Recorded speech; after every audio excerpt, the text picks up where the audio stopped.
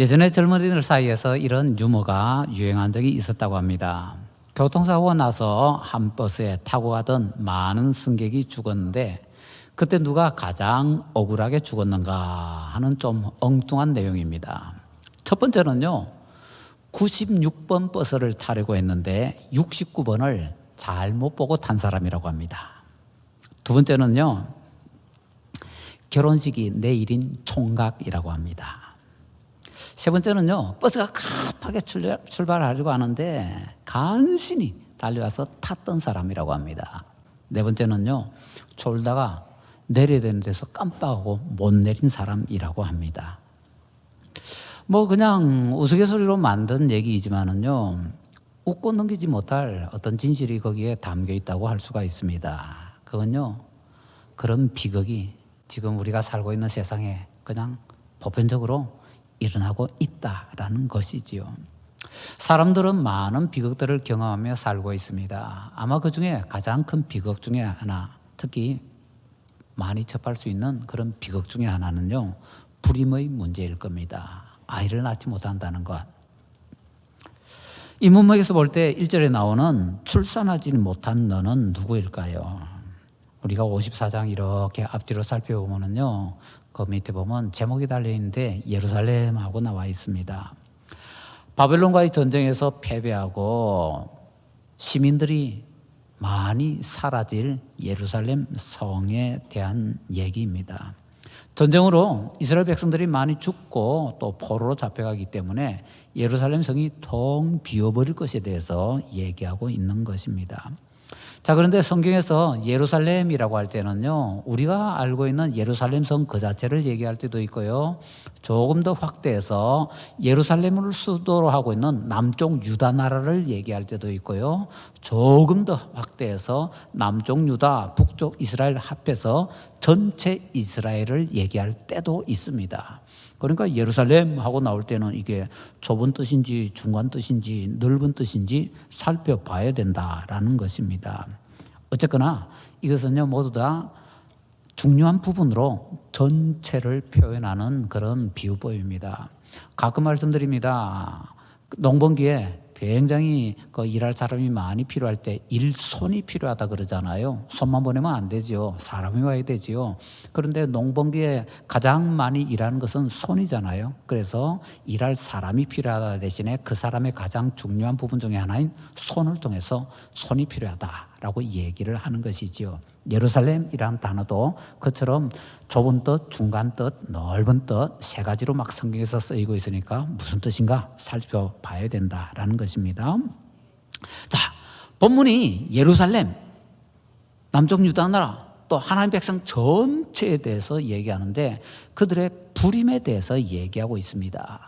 그래서 이것을 신학의 눈으로 쳐다보면요, 그 결과 이런 해석이 나오게 됩니다. 종교개혁자 칼뱅이나 루터 같은 성경학자들은요, 이사야 54장이 교회의 불임에 대해서 말하고 있다라고 제시를 합니다. 교회가 불임이라는 것은요, 여러 이유로 성도들이 교회를 떠나버린다는 겁니다. 그 결과 교회가 텅텅 비어간다라는 얘기입니다. 어떻게 보면 유럽 교회가 그렇게 되었고요, 미국 교회가 그렇게 되고 있고 우리 한국 교회가 그렇게 되고 있다라고 얘기를 할 수 있을 것 같습니다. 문맥상 1차적으로는 잉태하지 못하는 사람이 백성을 잃어버린 예루살렘, 더 나아가 이스라엘입니다. 이걸 신약적인 의미로 보자면 신자를 잃어버린 교회라고 할 수 있다고 말씀을 드렸습니다. 자, 그렇다면은 교회의 일부분 중인 신자들은 어떨까요? 예, 신자도 바로 이 불임자에 들어가게 될 것 같습니다. 그렇다면 불임자는요, 영적으로 출산하지 못하는 신자들을 포함할 것입니다. 아마 이 자리에는요, 평생 한 명도 전도하지 못한 분도 분명히 앉아 계실 겁니다. 그리고 옛날에는 전도 잘했는데 요즘은 전혀 못하는 분도 아마 계실 겁니다. 그런 분들에게 주시는 말씀이 바로 오늘 본문 말씀이다라는 것이지요. 자, 그런데 본문에서는요, 홀로 된 사람은 아이를 낳을 수 없으니까 가족이 많아질 수 없잖아요. 그런데 홀로 된 사람의 자식이 남편 있는 사람의 자식보다 더 많아지게 될 것이라고 말씀을 하고 있습니다. 좌우로 막 퍼지게 될 것이라고 합니다. 자손이 열방을 얻게 될 것이라고 합니다. 더 나아가서 황폐한 성읍을 사람이 살 수 있는 곳으로 만들게 될 것이다 라고 말씀을 하시고 있습니다. 불임자가 기적적으로 아이를 낳는데 그 결과 놀라운 기적적인 일이 벌어지게 될 것이다 라는 약속의 말씀인 것이지요. 잉태하지 못한 것이 거주민을 다 잃어버린 것이라면, 잉태하는 것은요, 거주민들이 엄청나게 많이 몰려들어서 번성하게 되는 것이라고 얘기를 할 수가 있을 것입니다. 백성을 다 잃어버린 예루살렘 성이 백성들로 가득 차게 되고, 비어버린 교회가 다시 한번 회복되어서 가득 차게 되는 것, 영적으로 출산하지 못하던 사람들이 막 전도해서 막 영적으로 출산하게 되는 것, 이것이 일어나게 될 것이다 라고 하시는 약속의 말씀이라는 것이지요. 이런 것을 처음으로 깨달았던 사람은 인도의 선교사로 갔던 그 유명한 윌리엄 캐리라는 선교사입니다. 윌리엄 캐리 선교사는요, 1792년 5월 30일에 우리 이 본문을 가지고서 설교를 했습니다. 당시까지 아무도 이 말씀을요, 전도나 선교에 적용시키지 못했습니다. 그런데 윌리엄 캐리가 이 말씀을 전도에 선교에 딱 적용을 시키고, 잘못된 것이 아니고 바른 해석이거든요. 그렇게 거의 세계 최초로 이렇게 해석을 하고 적용을 시키고는 놀랍고 우리가 잘 아는 유명한 얘기를 합니다. 하나님으로부터 위대한 일을 기대하십시오. 하나님을 위해서 위대한 일을 시도하십시오. 유명한 이 구절은요, 바로 이런 문맥에서 윌리엄 캐리가 얘기했던 것이다 라는 것을 우리가 꼭 기억해야 되겠습니다. 그런 말에 덧붙여서 윌리엄 캐리는 이렇게까지 얘기합니다. 만일 여러분이 밧줄을 붙잡고 겠다고 약속해 주신다면은 저는 지옥 구덩이 속에라도 그 밧줄 붙들고 들어가겠습니다. 자기가 영적인 자녀를 출산하기 위해서 지옥 안방까지도 내려가겠다라는 강력한 의사의 표현인 것이지요.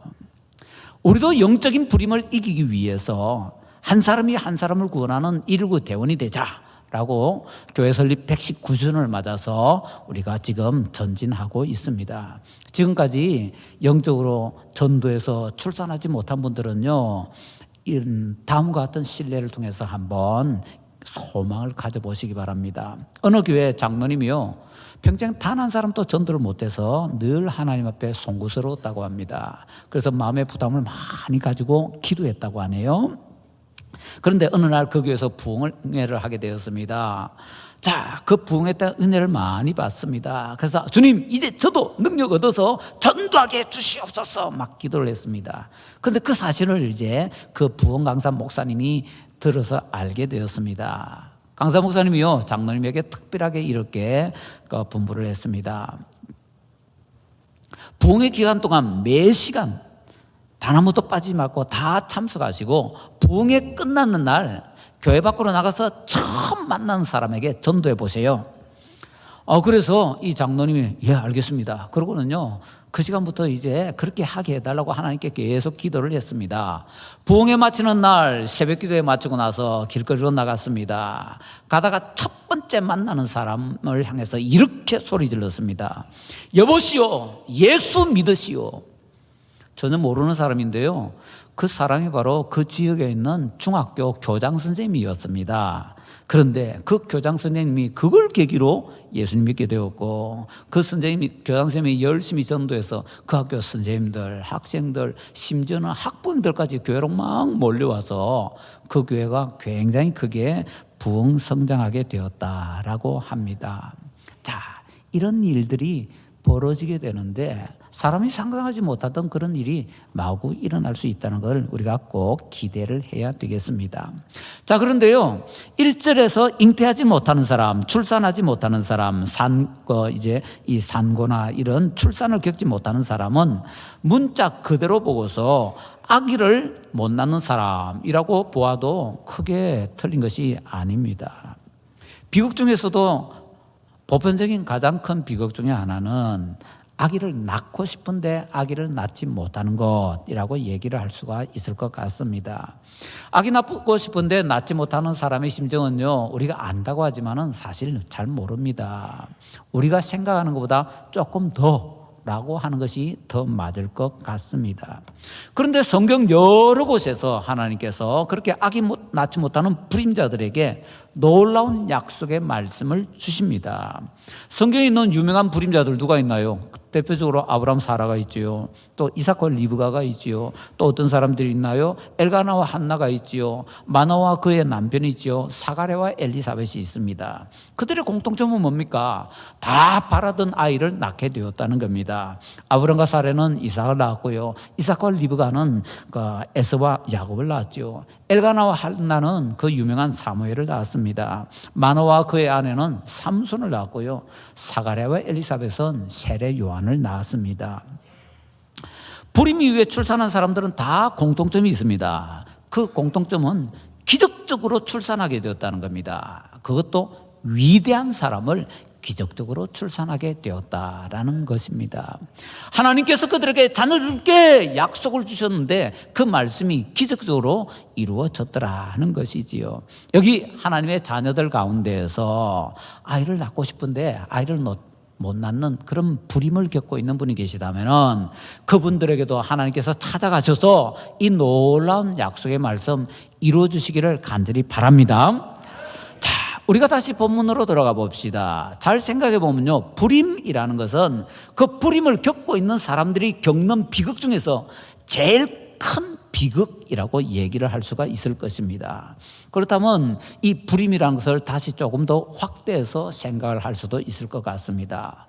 불임자는요, 큰 문제를 가지고 있는 사람, 그리고 불임을 해결받는 것은 큰 문제를 해결받는 것이라고 생각을 할 수가 있다라는 얘기이지요. 그리고 그렇게 문제를 해결받는 것이라고 하면 큰 문제만 해결받는 것이 불임 해결받는 거겠습니까? 작은 문제 해결받는 것도 역시 불임 문제를 해결받는 것이라고 할 수가 있을 것입니다. 그러면은 우리가 잘 아는 말씀이 딱 두 개 떠오를 겁니다. 빌립보서 4장 13절 말씀. 할 수 있거든이 무슨 말이냐? 믿는 자에게는 능히 하지 못할 일이 없느니라. 감사합니다. 웬일이십니까 요즘? 감사합니다. 자, 그리고 또 마가복음 9장 23절 말씀, 이 유명한 말씀이 또 있죠. 내게 능력 주시는 자 안에서 내가 모든 것을 할 수 있느니라. 자, 이처럼 불임자의 문제를 주님께서 해결해 주신다면 그의 가장 큰 문제들을 해결해 주신다는 거고, 그건 우리가 가지고 있는 문제, 심지어는 불가능해 보이는 문제까지도 해결해 주신다라는 약속의 말씀이라고 받아도 괜찮습니다. 자, 그렇다면 이제는 우리가 불임의 문제를 해결해야 되겠는데요. 불임의 문제를 해결하기 위해서 불임을 해결할 수 있는 근거, 그리고 그 불임을 해결할 수 있는 방법을 한번 배워보고 싶습니다. 본문에서 불임을 해결할 수 있는 근거를 찾기 위해서는 눈을 좀 크게 떠야 됩니다. 눈을 크게 뜬다는 것은 무슨 얘기인가 하면요, 본문이 속해 있는 장을 좀 뛰어넘어서 볼 수 있어야 된다라는 얘기입니다. 지금 우리가 가지고 있는 성경은요, 장과 절로 나누어져 있습니다. 그런데 이 장과 절은 원래 성경에 있는 것은 아니고요, 원래 성경에는 장이 없고요. 그런데 자꾸 여러 많은 사람들이 같이 보다 보니까 또 한 사람이 볼 때도 마찬가지입니다. 지난번에 봤던 은혜로운 말씀 찾고 싶은데 어디 있는지 찾을 수가 있어야지요. 그래서 찾을 수 있는 방법으로 어떤 기호를 표시하게 되는데 그게 바로 장절이라는 겁니다. 나중에 생기게 된 겁니다. 그런데 이것은 나중에 편의를 위해서 붙인 것이기 때문에 없다라고 생각하고는요, 성경 본문을 그냥 쭉 통으로 볼 수가 있어야 됩니다. 특별히 이사야 54장을 보려고 할 때는요, 통으로 볼 수 있어야 되는데 앞에 있는 53장과 연결해서 봐야 됩니다. 칼뱅이나 루터 같은 유명한 성경학자들이요, 이사야 53장은 그리스도께서 오셔서 고난당하고 죽임을 당하실 것이라는 대속적인 죽음에 대해서, 그리고 54장은 하나님의 백성의 불임 문제에 대해서 이제 말하고 있다고 두 장을 연결시켜서 해석을 하고 있습니다. 자, 그렇기 때문에 우리는 두 장을 묶어서 볼 수 있어야 됩니다. 이사야 53장은 유명한 고난받는 종에 관한 내용이지요. 메시아께서 오셔서 사람들의 죄를 위해서, 특히 백성들의 죄를 위해서 대신 고난을 받아주신다. 대속이라고 하지요. 메시아의 대속적인 고난에 대해서 얘기하고, 더 나가서 끝에 12절 끝에 보면은 그 메시아께서 기도하신다라는 것을 가르쳐 주고 있습니다. 그런데 이런 이사야 53장의 놀라운 얘기를 할 때 이사야 53장 1절에서 이렇게 시작합니다. 뭐라고 합니까? 우리가 전한 것을 누가 믿었느냐? 누가 믿었느냐? 이것은요, 믿은 사람이 있는가 찾아보라는 얘기 아닙니다. 이런 것을 이제 수사적인 질문이라고 하는데, 이건 뭔가 하면요, 뻔한 대답을 요구하는 질문이라는 겁니다. 대답 딱 정해져 있다는 겁니다. 긍정으로 물으면 부정, 부정으로 물으면 긍정이라는 겁니다. 그래서 누가 믿었느냐? 대답은요, 아무도 안 믿었다. 이 대답은 정해져 있습니다. 이래가지고 믿는 사람 막 찾아가 누가 믿었는데 이러면요, 착각이라는 겁니다. 누가 믿었느냐? 아무도 안 믿었다. 정답 딱 정해져 있습니다. 아무도 안 믿었다는 겁니다. 이 말씀은요, 이사야 53장에 나오는 메시아께서 오셔서 하나님의 백성들을 위해서 대신 고난당해 주시고 죽어주시고 그들을 위해서 기도해 주실 것이라는 것, 아무도 안 믿었다는 겁니다. 실제로 그렇지요. 이사야 53장이 이스라엘 백성들에게 오랫동안 전해지고 있는데도 아무도 그것이 메시아께서 자기들을 위해서 해 주실 것이라는 것을 안 믿었거든요. 예수님께서 오시고 십자가에 못 박혀 죽임을 당하시고 부활하시고 난 이후에 보니까 메시아께서 오셔서 고난당한다고 성경에 가르쳐줬네. 그때야 그렇게 이해를 하게 될 것이다 라는 것이지요. 자, 그런데 이 누가 믿었느냐 이 말씀은요 53장에만 해당되는 것이 아니라 54장에도 해당된다라는 것입니다. 54장 처음에 뭐라고요? 잉태하지 못한 사람이 기적적으로 출산하게 되어서 남편이 없는 사람이 남편 있는 사람보다 자식이 더 많아지게 될 것이라는, 말도 안 되는 것 같은 이 불가능한 일 일어나게 될 것이라는 겁니다. 누가 믿습니까? 아무도 안 믿지요. 그래서 얘기합니다. 누가 안 믿었느냐? 아무도 안 믿었다는 겁니다. 자, 그러면은 이사야 53장과 54장이 이렇게 확실하게 연결이 되어 있는데요. 연결되어 있는 것을 묶어서 보면은 이런 결론이 나옵니다. 아무도 믿지 않습니다. 메시아께서 오셔서 대신 고난당하시고 죽임을 당하시고 백성들을 위해서 기도해 주실 것이다. 아무도 믿지 않습니다. 그런데 그 메시아께서 교회의 부림을, 자기 백성의 부림을 해결해 주실 것이다. 아무도 믿지 않습니다. 자, 그러면 결론은 뭡니까? 이 모든 일이 어디서부터 시작합니까? 메시아로부터 시작합니다. 다시 말하면요, 이 부림의 문제는 오직 예수님으로부터만 해결이 시작될 수 있다라는 것입니다. 부림의 문제의 근거를, 문제를 해결할 수 있는 근거, 오직 예수님입니다. 신앙생활 하면서 꼭 기억하셔야 됩니다. 은혜는 사람으로부터 시작할 수 있는 것 아닙니다. 기적은요, 사람으로부터 시작할 수 있는 것 아닙니다. 은혜와 기적은 오직 주님으로부터만 시작할 수가 있습니다. 근거가 내가 아니라 주님이다. 꼭 기억해야 된다라는 것이지요. 자, 그래서 불임의 문제, 불가능의 문제 해결할 수 있는 것은 내가 아니고 주님으로부터 시작한다. 기억하면서 그 다음에 불임을 이길 수 있는 방법에 대해서도 배워야 되겠습니다. 우리가 본문을 통해서 불임을 해결할 수 있는 방법 3가지를 배울 수 있습니다. 첫째는 마음을 바꾸는 것인데요, 2절을 통해서 알 수가 있습니다. 2절이 이렇게 강조하고 있네요. 내 장막들을 넓히며 내 처소의 휘장을 아끼지 말고 널리 펴되 너의 줄을 길게 하며 너의 말뚝을 견고히 할지어다. 근데 이건요, 말도 안 되는 이상한 요구입니다. 왜요? 애 못 낳는 사람에게 하는 명령이 이겁니다. 이 내용을 간단하게 줄이면 뭡니까? 이거는 텐트 치고 사는 사람들에게 얘기하니까 이렇게 길게 되는데요, 요즘 우리말로 하면 간단히 줄이면 이렇습니다. 집을 넓게 크게 잘 지어라. 딱 요겁니다. 애가 없는데 가족이 많아져야 집을 크게 지을 것 아닙니까? 넓게 지을 것 아닙니까? 잘 지을 것 아닙니까? 가족이 없는데 뭘 그렇게 지으라는 얘기입니까? 말도 안 되는 그런 주문이더라 하는 얘기이지요. 왜 하나님께서는 애 주지도 않은 상태에서 마치 애가 많은 것처럼 이렇게 집을 넓게 지으라고 말씀하십니까? 이유는요, 마음을 바꾸기 위해서. 이게 무슨 얘기냐?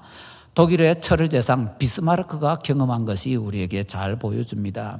한 번은 비스마르크가 말을 타고 가다가 친구와 함께 말을 타고 가다가 친구가 말에서 떨어졌는데 하필이면 옆에 있는 수렁에 떨어졌습니다. 근데 그게 늪이라서요 점점 깊이 친구가 가라앉기 시작합니다. 나오기 위해서 이 친구가 발버둥을 치는데 도저히 안 돼서 비스마르크에게 외칩니다. 도와줘! 살려줘! 근데 그때 비스마르크가 도와줄 생각은 하지 않고 가지고 있던 총을 꺼내서 총구를 친구에게 딱 겨눴습니다. 그리고는 이렇게 얘기합니다. 여보게 친구, 의리상 자네를 그냥 여기서 죽게 내버려 두고 갈 수가 없다네. 그래서 차라리 내 손으로 자네를 저 세상으로 보내주겠네.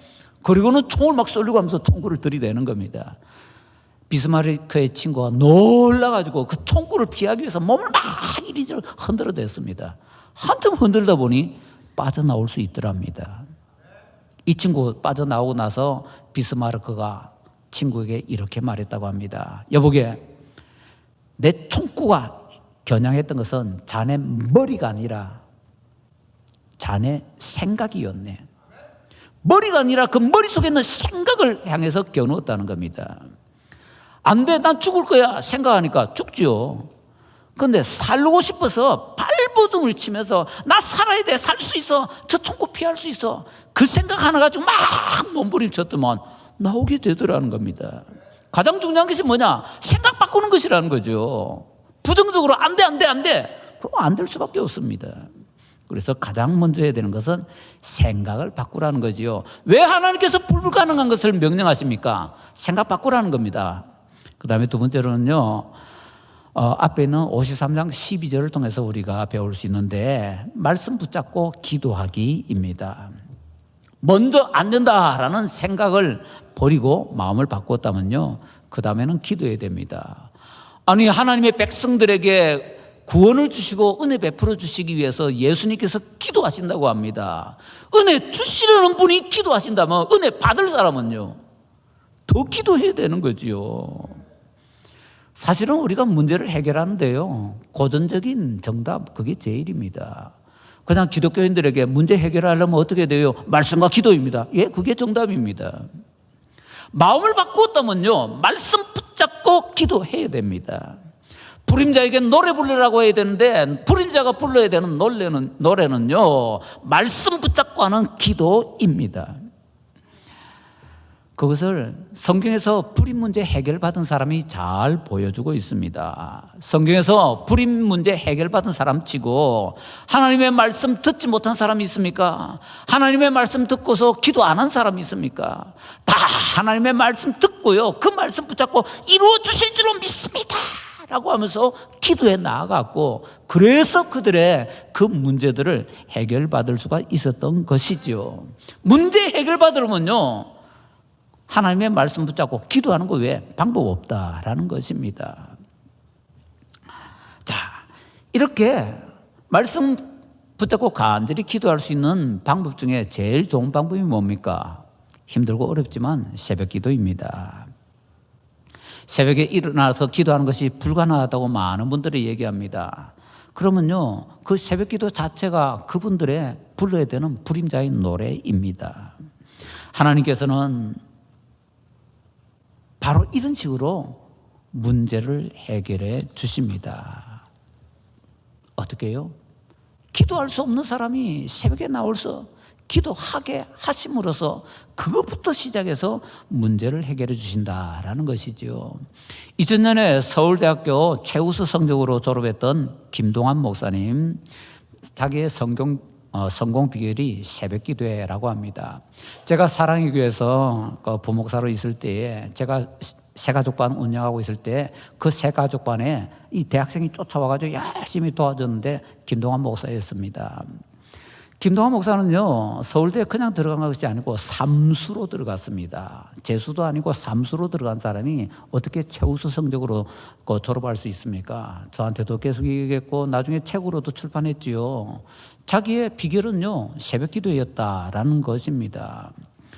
불가능한 걸 가능하게 만들 수 있는 가장 중요한 기도 방법, 새벽 기도회다. 김동환 목사만 얘기하는 것 아닙니다. 김동환 목사 이전에 서울대 최우수 성적으로 졸업했던 사람이 원종수 권사님입니다. 원종수 권사님이 뭐라고 합니까? 자기의 성공 비결은 새벽 기도였다는 겁니다. 작정하고 주님 앞에 기도 제목 가지고서 나와서 기도하면은 주님께서 그 기도 응답해 주십니다. 그러니까 일주일에 하루라도 좀 새벽 기도에 나오기 위해서 좀 노력을 하셔야 되고요. 특히 주 5일 되니까 얼마나 좋습니까? 토요일도 쉬는데 쉬는 토요일이나 주일에 나와서 새벽 기도에 몸부림치면은 얼마나 좋습니까? 단 제가 새벽 기도에 열심히 나오세요. 그리고 어떤 성도님들은요, 그 다음날 나와봅니다. 그리고는 이런 얘기합니다. 월요일에 나갔더만 담임 목사 없대. 죄송하지만 제가요 좀 체력이 딸려가지고 월요일은 새벽 기도에 인도를 못합니다. 제가 목회 처음부터 제가 이제 건강이 시원찮았어요. 그래서 담임 목사 새벽 기도에 인도하는 거 보려면 화요일부터 나오시고요. 담임 목사 없어도 새벽 기도에 참여하고 싶다. 그러면 월요일부터 나오시고요. 예, 그렇게 좀 해주시기 바랍니다. 자, 다시 들어갑시다. 새벽 기도에는요 참 어렵습니다.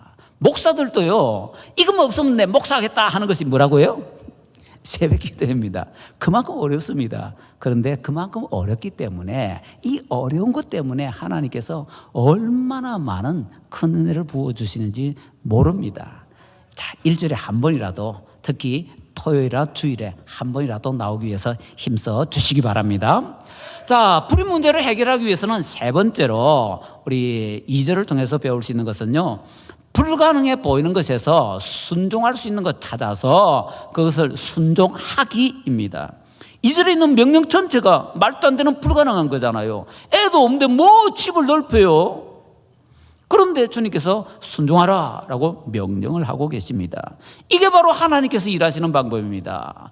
베데스다 연못에 38년 된 병자 고쳐주지도 않고 일어나 네 자리를 들고 걸어가라 하십니다. 친구들에 의해서 침상에 실려왔던 중풍병자에게 일어나 네 자리 들고 걸어라 고쳐주지도 않고 말씀을 하십니다. 한편 손이 마른 사람 고쳐주지도 않고 네 손을 펴라 라고 말씀을 하십니다. 나사로 살리기 전에 주님께서 뭐라고 하십니까? 그 동생 마르다 마리아에게 무덤을 닦고 있는 저 돌을 옮겨 놓으라 명령을 하십니다. 가만히 생각해 보면요, 예수님께서 무덤 돌을 옮겨 놓으면 사람들 눈에 얼마나 큰 기적처럼 보이겠습니까? 그거 절대로 안 해주십니다. 무덤 돌은 네가 옮겨라. 나사로 살린 것은 내가 해줄게. 그러니까 주님께서 해주실 일하고 내가 할 일 분명히 잘 구분해서요, 내가 할 수 있는 일은 몽땅 찾아서 다 순종을 해야 된다는 겁니다. 애 주는 것 주님께서 하실 일, 내가 할 수 있는 건 집 짓는 거, 그러니까 열심히 집을 넓게 지어야 된다라는 것이지요. 우리가 이런 것을 해결하기 위해서 잘 생각해야 되는 것이 꿈과 비전이라는 말을 잘 구분해야 된다라는 것입니다. 꿈, 영어로 드림이라고 하지요. 드림을 가져야 된다 많이 얘기합니다. 비전은 조금 번역하기 힘들어서 우리가 그냥 비전이라고 씁니다. 그런데 드림이라는 것과 비전은 다른 겁니다. 꿈과 비전은 다른 겁니다. 보통 두 개를 막 섞어서 사용하는데 완전히 다른 겁니다. 어떻게 다릅니까? 꿈은요, 계속 꾸기만 하면 개꿈이 됩니다. 그런데 그 꿈을 이루기 위해서 뭔가 하나를 찾아서 시도를 해 나가기 시작하면 그때야 비로소 꿈이 꿈으로 멈춰 있는 것이 아니라 비전이 되는 겁니다. 꿈과 비전의 차이점은요, 내가 현실 속에서 그걸 이루기 위해서 뭔가 하나라도 시도를 하고 있느냐? 그러면 비전. 하나도 시도를 안 하고 있다. 꿈. 그는 나중에 개꿈. 이렇게 되어버린다라는 것을 잊지 말아야 됩니다. 자, 하나님께서 불가능한 것을 명령하십니다. 왜요? 시도하라는 겁니다. 불가능해 보이지만은, 그러나 내가 할 일, 네가 할 일 분명히 구분하고 네가 할 수 있는 일은 네가 다 해라. 그러면 불가능한 일 내가 전능한 능력으로 해줄게. 이게 바로 하나님께서 일하시는 방법이더라라는 것입니다. 자, 마음을 바꾸고 기도하고 순종할 때 어느 때까지 해야 됩니까? 이것에 대해서는 노아 부부를 통해서 좀 배워야 될 것 같습니다. 우리가 불임 부부에 대해서 얘기할 때 아마 못 들어보셨을 텐데요. 저도 이거 생각하고 정신 차리기 전에 못 생각했는데요. 불임 부부 중에 최고는 저는 노아 부부라고 생각합니다. 왜냐면요, 가장 오랫동안 애 못 낳았던 사람은 노아 부부이기 때문입니다. 아담이 130세에 셋을 낳았죠. 그런데 그때 가인과 아벨이 이미 장성해 있으니까 아담은 100살 이전에 이미 애를 낳았습니다. 그런데 그 위에 대부분 다 이제 100살 이르다가 뭐 65세까지 애 낳는 나이가 막 내려갑니다. 그 다음에 다시 또 올라가서 100살 때에서 막 애를 낳습니다. 그런 시절에 노아 아버지도 이제 노아를 거의 200살 전에 낳습니다. 그런데 노아는요, 성경 잘 보세요. 몇 살 때 애 낳았다고 하는가 하면 500살 이후에 셈과 함과 야벳을 낳았다고 합니다. 노아가 500살 이후에 애 낳았다. 꼭 기억해 주시기 바랍니다. 그러면 노아는 한 200살 정도까지는 동네 사람들이 한 200살 정도까지 애 낳으니까, 참고로 이거는 노아 홍수 이후에 사람 수명이 확 줄어들거든요. 과학적으로 여러 가지 근거가 있습니다. 뭐 그런 거까지 다 설명할 시간 없고요. 노아 홍수 이전에는 그렇게 오래 살고 애도 빨리 늦게 낳았는데, 노아 홍수 이후에 여러 가지 변화가 되어서, 특히 지구의 자기장이 변화가 되어서 수명도 줄어들고 애 낳는 나이도 빨라지고, 그래서 아브라함은 뭐 100살 안 되어서 뭐 75세 뭐 이래 되어도 애 못 낳는 것이 뭐 어떻다 뭐 이렇게 되어 나가는 겁니다. 자, 다시 노아 시대는요 200살 정도까지는 애 낳습니다. 그때까지는요, 동네 사람들 자꾸 애 낳으니까 자기도 이제 애 좀 낳았으면 기다리고 있지요. 아유, 하나님, 저 애 좀 주십시오. 그런데 아마 200살 넘어서는요, 200살 이후에 애 낳은 사람이 없기 때문에 속이 바짝바짝 다 들어갔을 겁니다. 200살부터 몇 살까지 노아가 기도했다고요? 500살. 500살 이후에 셈과 함께 야벳을 낳았습니다. 이거 꼭 기억하시기 바랍니다. 그러면 기도는 언제까지 됩니까? 응답받을 때까지. 노아처럼 기회가 준다면 수백 년 동안 또 붙잡고 기도해야 됩니다. 세상에서 기도 응답 제일 잘 받는 사람들이 누군지 아세요? 인디언들이라고 하잖아요. 아메리카 인디언들이 왜 기도 응답 잘 받습니까? 기후제를 지내면 비가 올 때까지 기후제 지낸대요. 10년 동안 비가 안 오면요 10년 동안 기후제 지낸대요. 그러니까 기후제 비가 올 때까지 기후제 지내면 사실 그게 뭐 기도 응답이라고 하기는 좀 그런데, 우리는요 기도 응답 받을 때까지는 분명하게 기도를 해야 된다라는 것입니다. 저 아메리카 인디언에게 부끄럽지 않을 정도로. 자, 이렇게 하나님 앞에 우리가 마음을 바꾸고 말씀 붙잡고 기도하고, 그리고 더 나가서 우리가 할 수 있는 거 찾아서 순종해 나가면 어떤 일이 벌어집니까? 3절과 같은 일이 벌어지게 된다고 합니다. 이는 내가 좌우로 퍼지며 내 자손은 열방을 얻으며 황폐한 성읍들을 사람 살 곳이 되게 할 것임이라. 다시 말하면 부흥 성장 하게 해주겠다. 요즘 말로는 성공하게 해주겠다. 우리 성경적인 말로는요 형통하게 해주겠다. 이런 약속의 말씀인 것이지요. 홀로 된 사람의 자식이 이만큼 많아지게 될 것이라는 것을 분명하게 하나님께서 응답으로 보여주신다라는 것이지요. 따라서 우리가 불가능해, 안 돼라고 포기하지 않는다면은 우리의 불임 문제 해결받을 수 있습니다. 우리 성도 여러분 좀 결심 한번 해보세요. 어떤 결심요? 내가 해봤더니 맞더라, 이런 결심 한번 해보세요. 어떤 걸요? 성경에서요 다른 사람들은 다 거짓말이라고 해도 내가 이 말씀 믿고 이대로 하면서 기도하면서 나아갔더니 하나님께서 이 말씀대로 해주더라. 남들이 다 거짓말이라고 말을 해도 내가 경험한 것은 부정을 못할 것 아닙니까? 그래서 성경 말씀 가운데 내가 이렇게 살아봤더니 이거 진짜더라 라는 것 이렇게 이상 만들어 보십시오. 최소한 5개 이상. 하늘이 무너져도요 절대로 믿음 변하지 않습니다. 최소한 5개는 만들어 보세요. 그게 바로 말씀 붙잡고 기도하기입니다. 말씀 붙잡고 기도해서 응답받으면 그렇게 될 수 있다라는 것입니다. 정리합시다. 자, 우리에게는 수많은 문제들이 있습니다. 그것을 우리의 불임 문제라고 비유적으로 얘기할 수 있습니다. 우리의 불임 문제를 해결하기 위해서는 예수님께서 이미 십자가에 못 박혀 죽임 당하시고 부활하셨습니다. 믿으십니까?